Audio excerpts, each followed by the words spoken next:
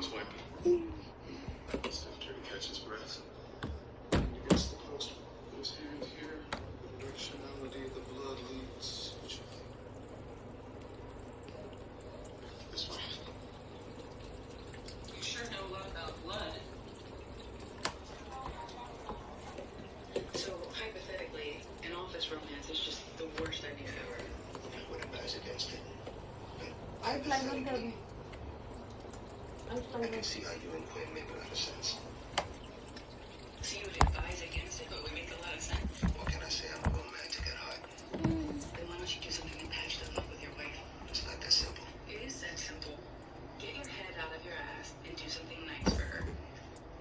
Buy her a card or some flowers. Get her a puppy. A puppy?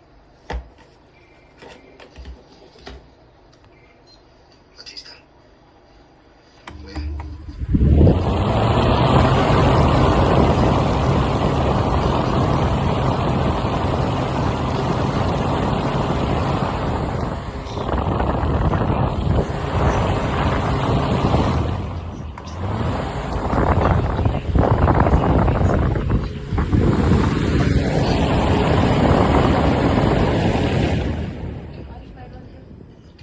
Yeah, you too.